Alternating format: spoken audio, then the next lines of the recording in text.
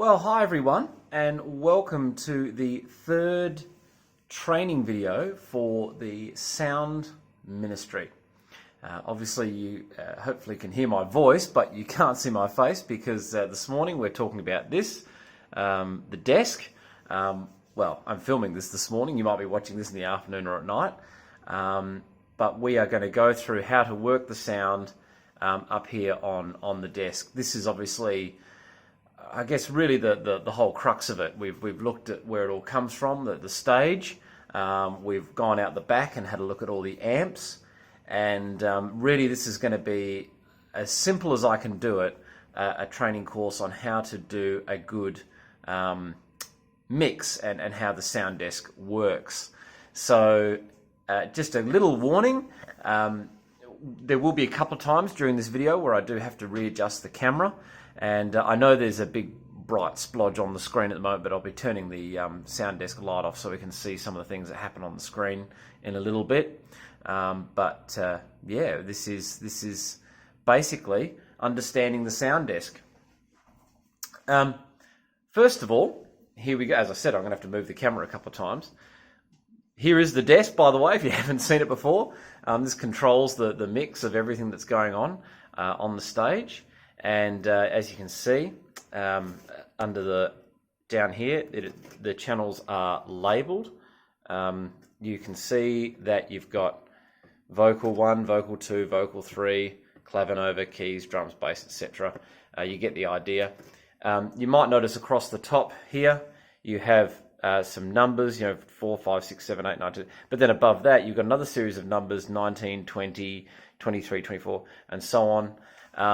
And some of these higher numbers up here are labelled. So you've got radio 21. So that's not just 20, 22. Sorry, that's not just 21 and 22. It's radio 21, radio 22. I'll come to that in a little bit. But basically the idea is that this is a bank of 16 channels, 16 sliders. But of course, this is actually a 32 channel desk. So there's a bit of a magic button, which is over here, which is your layer select. So you've got, sorry, not layer, your channel bank. You don't need to know about layers, but that's at the moment, that's on 1 to 16. If you click that, it activates 17 to 32. But we'll just stay on 1 to 16 for just a minute. Okay. So what I want to do is I want to take the scariness out of the sound desk for a minute. Let's just zoom back out. Obviously, when you look at a sound desk, especially one like this, a digital desk, it looks a little bit like piloting an airliner. There's lights and sliders and knobs and buttons and stuff all over the place, and it can be a little bit off-putting.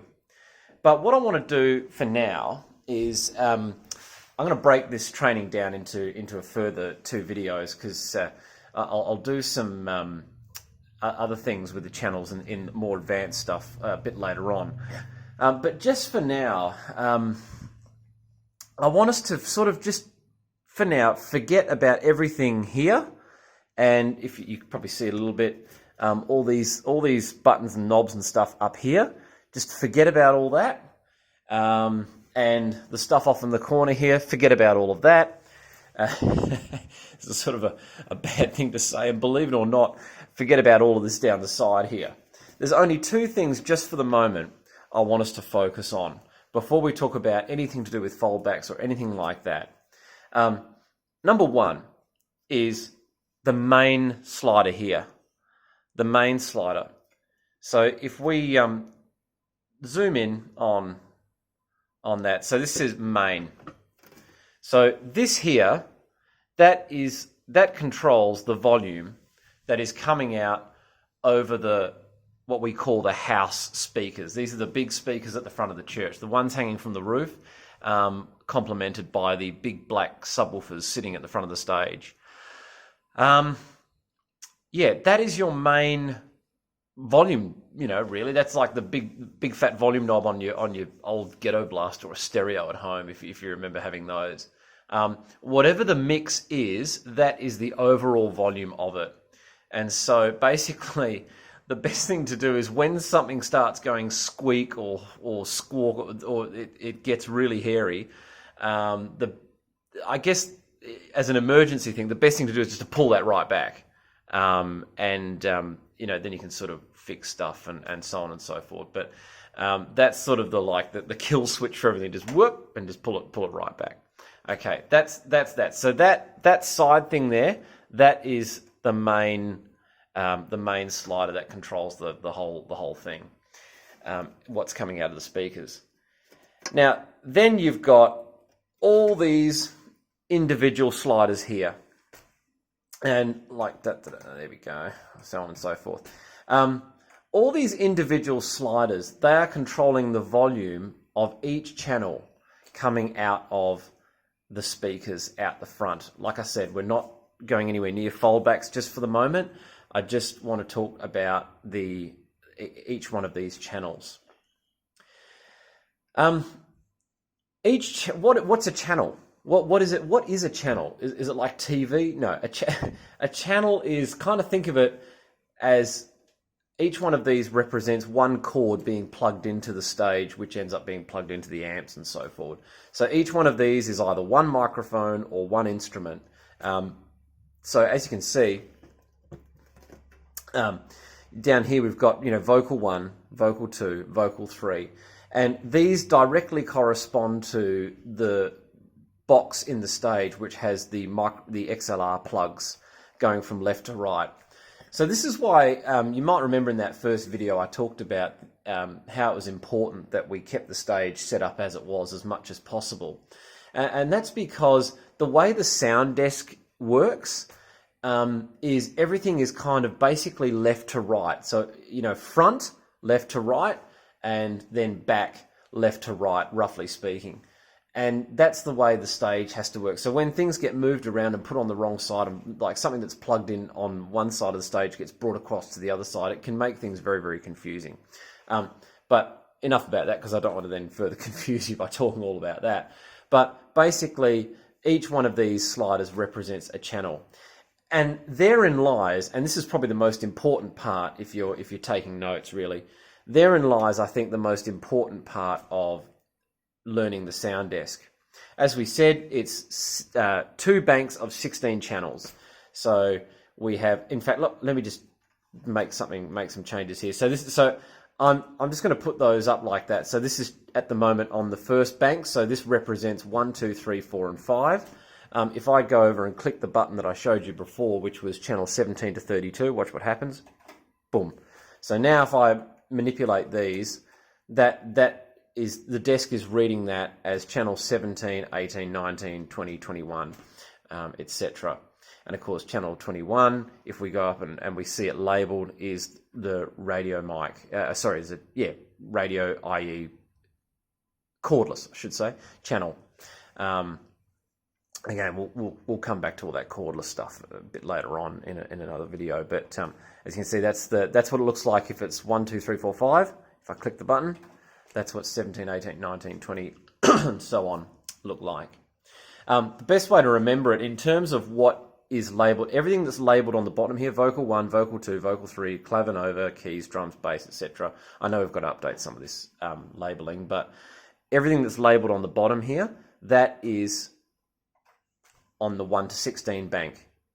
All your labels at the top, like up here, you got headset, radio 21, radio 22, jack input, you might just be able to see off here. That is all on your 17 to 32 channel bank. So if it's labeled at the bottom, it's on your 1 to 16 bank. If it's labeled at the top, it's on your 17 to 32. But I was just in the middle of saying, this is the most important thing, and then I distracted myself. The most important thing to think about when you're mixing, sorry, it took me a while to get around to it, is that the key to not being overwhelmed with everything going on, and this is a big deal because this also helps if things go wrong on Sunday morning. The key to not being sort of overwhelmed and losing your spot in all of the mixing is to remember that all of this here, like 80% of what you see on the desk, including what's on the screen, which we'll get to later. But everything you see is just one strip, one channel multiplied. So rather than think about the whole desk, this is how I was taught to do sound. Rather than at any one time, rather than think about what's going on with the whole mix, it's better to think channel by channel, because all this is the same thing, basically, replicated 16, or in this case, because it's digital and you can have 2 banks, 32 times. And so that is one of the reasons why I've said before that it's so important when we're doing sound to not rush. Because when you rush, you try to kind of mix multiple channels at once, and especially when you're doing foldbacks, again, we'll get to that in a minute. But it is so much better to do one channel at a time. Now, how do you select the channels? Well, up the top here, in fact, I'm just going to bring this in a bit closer so we can look down. So here's the, we're zoomed in quite a bit now. Here's the top of the channel banks up here. So just imagine, forget about everything 2 onwards. Let's just concentrate on channel 1. We're just going to do this strip here, one single channel. So every channel, which is vocal 1. So let's just say we've got a singer singing into this microphone plugged into this channel. Before we worry about anything else, before we move on to the next singer or instrument or whatever, the first thing we need to do is press the select key. So I'm just going to select another channel for a minute so that you can see what happens. So I've rocked up on Sunday morning, and this is where the starter's gun has just gone off. We're just starting to mix. So you just got to go through the channels one by one at a time. And the way you do that is the channel select button. See how that illuminated green after I pressed it there. Now, before you can turn things up or anything like that, you also have to make sure that they are unmuted. So that's the mute button. So mute, unmute, etc. Okay? I'm not going to talk to you about this solo stuff because we shouldn't be using this. That basically just does a short-term boost. And we don't really use that. That's for, like, you know, when you're mixing gigs and someone wants to do a guitar solo and they want it to cut through the mix. You click that and it just gives, like, I think it's a 20 off the top of my head, dB boost. But I'm not sure exactly what it is. But we're not going to be using that on Sunday morning. So you can forget about that. So far, what we need to do is you know, on each channel, you've got the channel select key and the mute key or button. So we've selected the channel, we've unmuted them, and now, zooming back out, now we can use this slider to mix what is happening in the front of house speakers. And as far as front of house goes, that's actually it. That's kind of training over. In terms of what people hear out in the church, we're done. That is it, really, until you start fiddling with different frequencies and cutoffs and gains, etc., which I'm not going to do in this video because, to be really honest, if once they've been set correctly, they shouldn't really need much, much fiddling with at all. But everything we've done so far is just what's coming out of the front of house speakers, out of the big speakers out the front of the church, and basically, just focusing on one channel at a time, selecting one channel at a time, and what's happening with that channel in the mix. Right. But if you've ever done sound, you will know that that's not often the biggest job that happens on Sunday morning. Often the biggest job that needs to happen on Sunday morning is to make sure the foldbacks are done correctly. Because before we actually have anything coming out of the stage, as it were, out of the house speakers, as it were, obviously the musicians and such, they want their foldbacks done correctly. And so that is what we're going to look at next. Give me 1 second. I'm just going to switch the light off.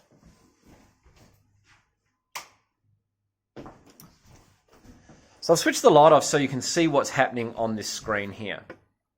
Okay. Now remember, we have still just selected this one channel. This one channel.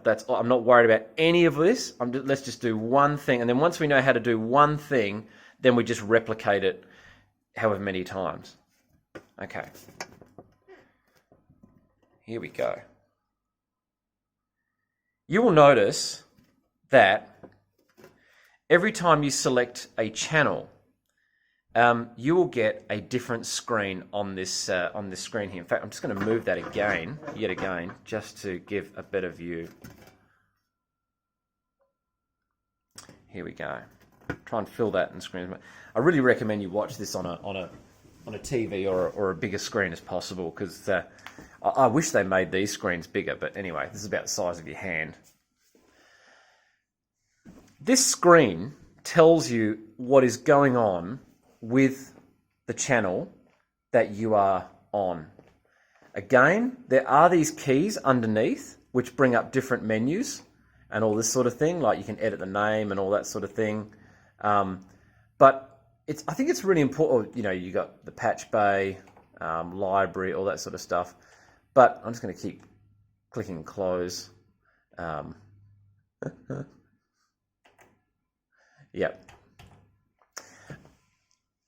Even though that's there, we don't really need to know much about that. That's more for people, that's more advanced kind of stuff. That's for setting up for certain gigs, or like if there's a major thing happening in the church, like a conference or something like that, or there's a major shift in the teams and things like that. It's really important to sort of honestly leave all that stuff alone, I suppose, on just a Sunday to Sunday basis. So getting back to this screen here, this is the only screen. All these kind of options, copy, library, group assign, patch bay, just ignore all of it. This is the only screen you need. Now, remember I talked earlier about the channel select switch. Remember, one channel at a time. You're not going to see me do this because we're zoomed into the screen, but I'm just going to select the keys switch. So I'm just selecting that now. Can you see how a couple of things changed on the screen? Up the top, you can see that it tells you what channel you've selected. That's keys. Okay, I just selected the keys channel. But I don't want to mix stuff in the keys channel. All I want to do is focus on vocal 1. Now, as I said, I was going to do the foldbacks, but I just needed to show you this screen because this screen tells you what is happening with the foldbacks. There's more than one way to do the foldbacks on this desk. You can do it manually with the sliders. You can actually do it manually with the sliders. I'm actually going to teach you to do it through the screen here. The reason why is because for me, the sliders are, after saying it's all about front of house, sometimes if even just bumping the sends on fader button and using all the sliders to do foldbacks, it actually, you can just get confused. It can confuse you because all of a sudden you look down, you think that the mix you've got there is representing what's coming out of the coming out of the house speakers, when in actual fact it's representing what's coming out of a certain foldback. All right. And it can just get confusing. I just think it's so much easier to select the channels and do the foldbacks per channel. So here we go. So we have selected channel 1. Channel 1 is vocal 1.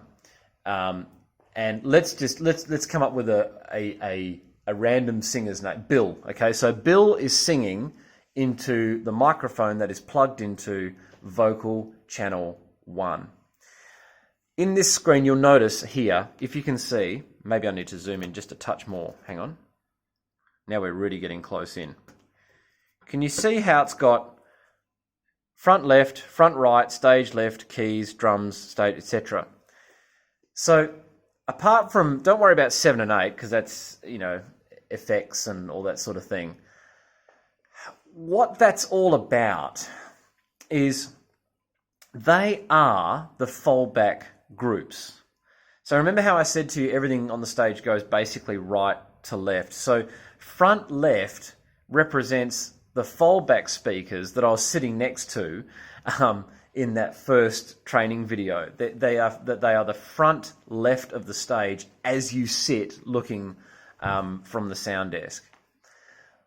The ones that are plugged into the cord that comes out of the front right of the stage, guess what they're called? Front right. Then you've got the green channels, you've got stage left and stage right. Guess what they represent? Well, they're the ones that come out of the rear left and right chords that come out of the stage.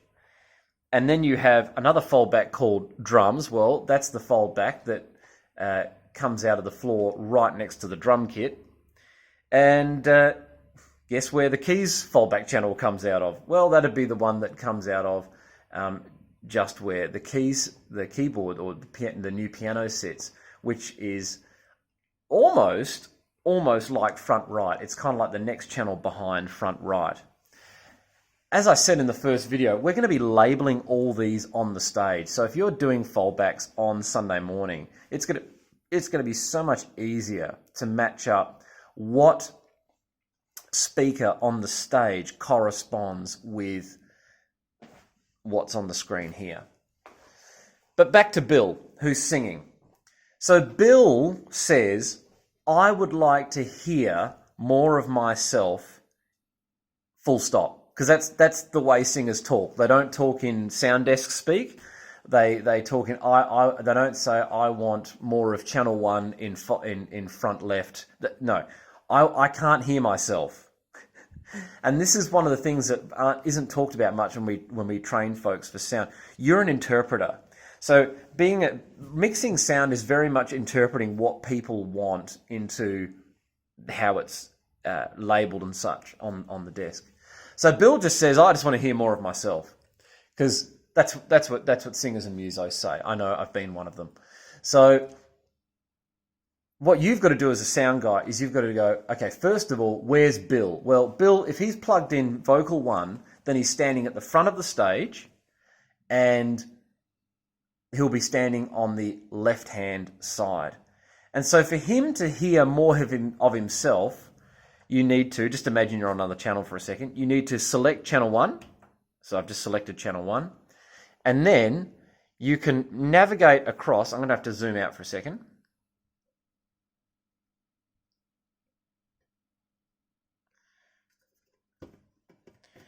Using this wheel, this compass, so there's arrows. Let me just turn the light on. Sorry about the blinding you there. So you can use these buttons. This is like a navigation compass, and you can bounce around the different panels on this screen. Unfortunately, as you can see, the reflection of the light above us makes it unable. I can't do both at the same time because now you can't see the screen. This is like, for those of you who've got like a car where it's got the infotainment system, where it's got the big knob in the middle. Some cars have that. You navigate and you select all with one thing. And then this is a wheel that you turn, and that turns things up and down. So I'm just telling you now so that you know what I'm doing in a second when you see things move on the screen. Okay. So it's going to be a bit dark, but nonetheless, here we go. So Bill says, I want to hear more of myself. So I'm going to navigate up until that box front left is highlighted, which you can see there now. So there it is highlighted. Now, if I turn this wheel, watch what happens. Watch what happens in this little black bar here. See the little green thing, the little green worm grow? All of a sudden, so what I've done is that looks to me about, what would you say, roughly about 66% volume. Obviously, if you max it out, you're going to blow him off the stage. but you try not to get higher than about that. There is an overall channel sensitivity, an overall what we call a preamp or gain. Again, we'll leave that till a later video, but I'm just teaching you how to do foldbacks now. And you might say, okay, well look, while we're doing Bill, who wants more of Bill in their foldback? And let's see, Jenny on the piano says, I want to hear more of Bill. So you go to the keys foldback and you put up some more. You give us some more Bill, and then Bradley, the drummer, says, I can't hear Bill at all. Well, yeah, that's not surprising because he's not in the drum foldback at all. So let's put him up in the drum foldback a little bit. And then, yeah, that's about it. Let's just say, for example, I'm just going to turn this up for a sec. Let's just say we've also got a vocalist on the right-hand side of the stage. So that's why I've just turned up front right. And they say, Bill is too loud. So they're on the right-hand side of the stage, standing next to the keys. So we turn Bill down in the front right. Now, one of the things that's really important, and sometimes this is really hard for singers and musicians to understand, not because it's just hard. I mean, like I said, I've been a singer musician down the other end. These are things you don't think of. Let's just imagine, if you look at the stage, I'm going to pan and see. Right, I'm going to turn the stage drop lights on for a second. In the distance on the camera, can you see way off in the distance there, you've got two microphones there and there. So there's actually two singers standing on the front left of the stage. Whoops. Okay. Well, those two singers are sharing the same foldback channel. And this is where things can get a bit difficult. The only way that every person gets their own foldback channel is basically they have their own foldback channel going to an inner earpiece. All right? But we don't have that. To get that sort of setup, you're looking at tens of thousands of dollars. Okay? So basically, you've got a situation. Let's just imagine a situation. Bill and Mary are singing in those two microphones, and Bill says, I can't hear myself. So you've turned Bill up, remember? So we navigate back. So we've cranked Bill up. And then Mary says, I can't hear myself. So you select Mary's channel and you put her up in the same foldback. Here we go. Here comes Mary in that foldback. So I've just selected channel 2 because she'd be standing and singing into channel 2. And then so they're both the same sort of volume in that front left foldback. So there's Mary, there's Bill. So they're very close in that. Don't worry about all the rest of it. I'm just looking at that front left highlighted channel there, foldback channel. What can be interesting, and this is where it becomes the discipleship thing. This is where it becomes about us working together as Christian people. If they're sharing the same foldback, their voices are coming out of the same foldback channel, and you've turned Bill up, you've turned Mary up, but then Mary says Bill is too loud, and then you go and turn Bill down. And then Bill says, I can't hear myself. And then you turn Bill up. And then Mary says he's too loud. Can you see what I'm saying? There will be times when people are sharing sharing foldbacks. And sometimes it's just really important. So before you get tied up in knots going backwards and forwards, sometimes it's actually very important to actually remind people who are sharing that they are sharing. Drummers are special. They get their own foldback. Keyboard players, obviously piano, they're special. They get their own foldback unless an extra foldback speaker is linked to the foldback channel. Which if you want to see how you do that and all that sort of thing, that's in the first video of how things are actually connected up on the stage. But basically, sometimes folks are in the same foldback, and that can cause arguments. But that has got nothing to do with mixing sound, because you can't do anything about that. That's all about personal preference. Sometimes things do slide over into just preference and subjectivity. So there you go. I'm going to stop that there. But before I do, just a quick recap. So we've talked about the master slider. The fact that what sound really is just the same thing times however many channels you have access, up to 32, but we never have 32 going. We've talked about, the importance of selecting one channel at a time.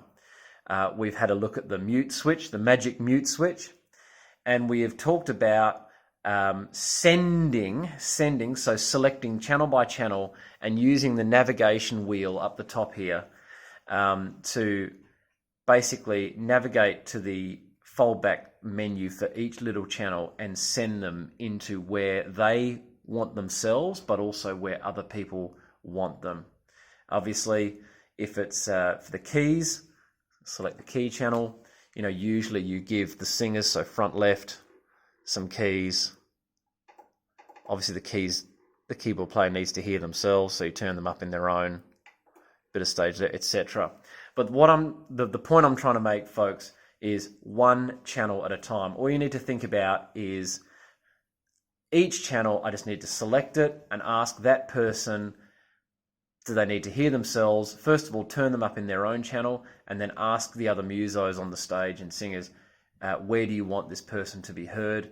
And then, do it one channel at a time. It's very important as a sound person to do it calmly, slowly, and do not allow yourself to be rushed. One channel at a time. Like I said, it's not the only way of doing foldbacks, but I think it's just the simplest way, because it really relies on that channel switch of highlighting that one channel at a time. When we come back in the next video, we'll go into some of the more detailed stuff. But for now, with what you know just there, you could basically mix a Sunday as long as everything was preset at the right preamp. We'll start looking at preamps and stuff in the next one. But assuming everything is sort of set up properly, with the information you have, you could now basically mix a Sunday service. Alrighty, thanks a lot. See you in the next one. Bye.